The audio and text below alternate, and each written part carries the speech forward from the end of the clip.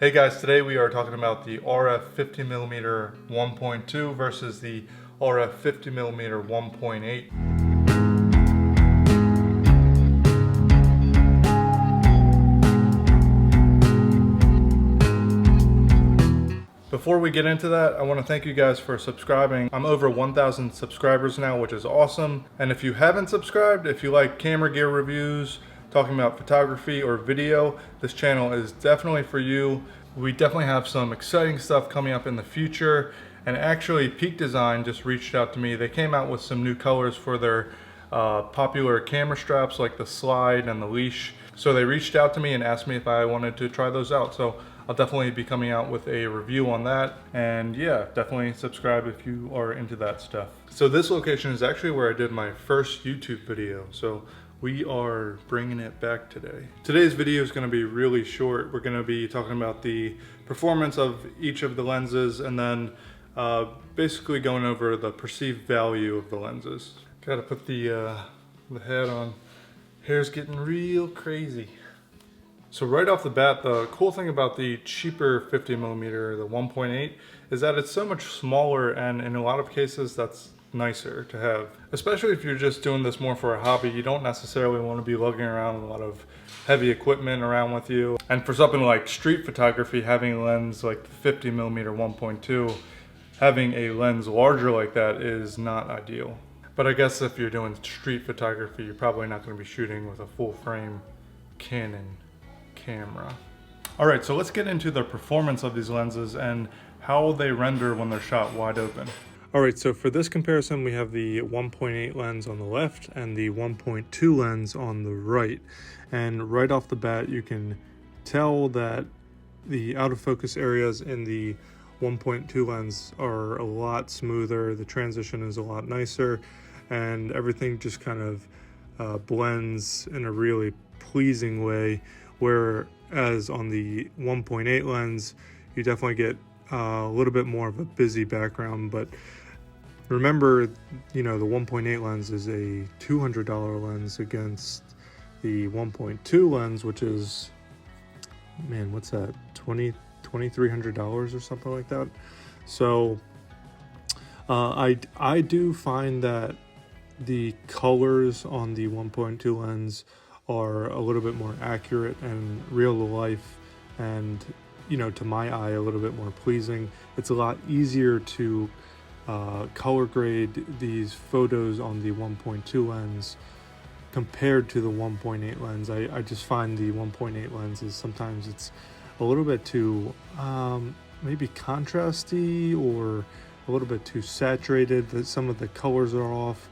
So I do prefer color grading the pictures that come from the 1.2 lens. And then if we zoom in on the focus point here, so you'll notice that there's a lot of noise on the 1.8 lens, and that is just because I had to boost the ISO to kind of get a similar exposure as to what I was getting when I was shooting on the 1.2 lens wide open. But other than that, you know, I really did expect to kind of see a bit more detail on the 1.2 lens, but, you know, I would say that the 1.8 lens is still providing a good amount of detail given its price. I mean, even in the hair here, it's you know, it's not as sharp, and you can't you know, you can't make out the individual strands of hair as easily as on the 1.2 lens, but still, I think it's a really, really great value. Okay, so for this example, we have the 1.8 on the left and the 1.2 on the right. And for this one, it's super easy to tell which lens is which. I mean, the background in the 1.2 lens is just so nice, so smooth. And if you zoom into the background on the 1.8 lens, you can definitely see these harsh edges on the bokeh balls. It's just definitely not nearly as pleasing as what you get on the 1.2 lens. And, you know, I mean, you should kind of expect that from a lens that's like $2,000 more, but It is a pretty big difference in this example, and this example also gives you a better idea of how much more detail you're going to be getting with that 1.2 lens, because if you zoom in you can tell that, you know, it's with a 1.8 lens it's kind of hard to tell where the focus point is because it never tends to get that sharp, but with the 1.2 lens you can definitely tell if you got the eyes in focus or if you misfocus. But I will say that it's so much easier to get accurate focus with the 1.2 lens compared to the 1.8 lens. I definitely noticed that I was getting a lot more keepers with my 1.2 lens. So, you know, if you have the R5 and you really want to get all of that detail out of the sensor, then I would definitely consider getting the 1.2. Okay, so here's a simple, straightforward picture of my son, and this is taken with the f1.2 lens, and I just wanted to kind of show you this frame contrasting with the 1.8 lens, which is right here. And something I want to point out with the 1.8 lens is that you get these really kind of crazy aberrations in the corner of the lens, and that's definitely not something you would find in the 1.2 lens. And overall you can see that the out of focus area is much more pleasing with the 1.2 lens. So when I was testing out the flare and ghosting of each lens, initially I actually thought the 50mm 1.8 did a better job at flare resistance, but then as I was taking more pictures I could definitely notice that the coatings on the 1.2 lens were helping with flare resistance a lot. So I do think that if you are shooting in backlit conditions, that 50mm 1.2 is going to serve you better than the 1.8. In terms of the minimum focus distance, you're going to be able to focus closer with the 50mm 1.8. But that being said, as you get closer with that lens, you do have a pretty steep drop off in the sharpness of the image and the detail that you're capturing. So you'll have to stop the lens down.